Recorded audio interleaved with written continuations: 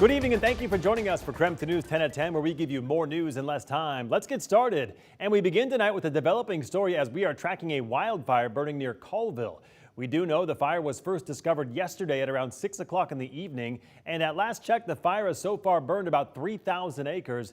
It is burning east of Colville and north of Chewelah. Fire officials have issued level 3 evacuations west of Highway 20 near Locke. DNR told us that area that's being evacuated is rural, but there are some homes and campgrounds in the area. They want to stress that people should stay out of that area for the time being so fire crews can do their jobs. On that note, let's talk weather. August went out on a hot note and September off to a warm start too. Let's get over to Cody Proctor in the Weather Center tonight. Cody, anytime we're checking wildfires, obviously weather is hugely important. What can folks expect in the coming days? Well, one thing that we're expecting over the coming days, especially as we head into a holiday as well, is that it's going to be very warm. A quick peek at that holiday forecast because you can see temperatures throughout the weekend looking to be mostly into those upper 80s, lots of sunshine. However, that again starts on Saturday. We still have to get through Friday, and one thing we're keeping track of tonight is this red flag warning that goes into effect starting at noon tomorrow, set to last until about 9 p.m. on Saturday. It does include that red area right there, looking at hot, dry, and unstable conditions, potentially some really gusty winds. A heat advisory also set to go into effect for a good part of eastern Washington into parts of the Panhandle as well, seeing that going into effect tomorrow at noon. And even tonight, it's still pretty warm. Right now, we're at 77 degrees at the Spokane Airport. A brief look at Coeur d'Alene right now, and across the region, mostly in those 70s to low 80s tonight. Looking to only get down to the 50s for our lowest temperatures. In the next few days, well, tomorrow could still see us in the upper 90s. More in your forecast is coming up. We'll talk to you later in the broadcast. Cody, thank you very much. New tonight, the National Transportation Safety Board has just released their final report on the plane crash over Lake Coeur d'Alene back in 2020. Two planes collided in midair, killing all 8 people on board. KREM 2's Kyle Simchuk is in the newsroom tonight with what investigators say went wrong. Kyle? Well, that report does not put blame on one plane in particular. Investigators found that both pilots failed to see and avoid each other when they collided 700 feet above Lake Coeur d'Alene. 2020, 2:22 p.m. A calm, clear day over Lake Coeur d'Alene when boaters near Powderhorn Bay see a fiery explosion in the sky. Did they get signs of the aircraft or number of souls on board? That's negative. Just be advised they're pulling bodies and they're getting them out of the water. A de Havilland Beaver operated by Brooks Seaplanes was on a scenic flight with 5 passengers and 1 pilot on board. A Cessna 206 with a pilot and passenger had left the Coeur d'Alene airport on its way to Lewiston. Witnesses reported the 2 planes were flying directly toward each other when they collided about 700 feet above the water. Brian Olson lost his 15-year-old daughter Sophie and 11-year-old son Quinn, who sent him this video shortly after the seaplane took off. All 8 people on board the planes died. The NTSB has looked into the crash for more than 2 years. This week, they finally published a final report closing the investigation. That report found that mechanical issues did not play a role in the crash. Instead, both pilots failed to see each other and avoid the collision. Both pilots were experienced, including Neil Lunt, the owner of Brooks Seaplanes, who had more than 20,000 hours of flight time under his belt. His death forced the popular attraction to close for 2 years. Brooks Seaplane reopened this July under a new owner. And the report also determined that both pilots died from blunt force injuries. Toxicology tests showed no signs of drugs or alcohol in their systems. In the newsroom, Kyle Simchuk, KREM 2 News. Kyle, thank you very much. And now to our Nightbeat with a quick look at the day's top stories. Attorneys for Lori Vallow, the Idaho mom charged in her kids' deaths, filed a motion to ban TV cameras in the courtroom.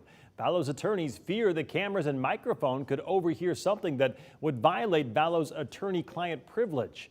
The attorney also proposed to only ban cameras with zoom function. Vallow and her husband, Chad Daybell's joint trial is set to start in January. And as kids head back to school across the inland Northwest, Idaho State Police has a warning for parents. Troopers say a new type of fentanyl pill is circulating in North Idaho that looks like candy. They're calling it Skittles or rainbow fentanyl. This comes after the Idaho State Police say in Kootenai County the number of fentanyl deaths has already doubled from 2021. Law enforcement now urging parents to be aware of the threat and to talk to their kids about it. Meantime, Spokane City Council will consider a new sit and lie ordinance at their next meeting, and the mayor told us today it's a compromise between her office and the city council. This new proposal would prohibit camping within 50 feet of downtown viaducts, and that's regardless of available shelter space. It would also make camping illegal within 3 blocks of a shelter or anywhere that a police officer deems as a substantial danger or immediate threat. And camping would also be illegal along the Spokane River and Latah Creek unless there is no available shelter space. The council will take up that ordinance on September 19th. And that was your Night Beat. To learn more about any of these stories, just text us the word night to 509-448-2000 and we'll send them directly to your phone. Well, the plan to send $500 million back to Idaho taxpayers, $410 million to Idaho schools, and to flatten Idaho's income tax rate to under 6% has passed both the House and the Senate in Idaho early this evening and was signed by Governor Little into law. The bill contains the tax rebate and a long sought-after flat tax liked by Republicans. Democrats like the education spending part of it. Governor Little signed the bill into law earlier this evening.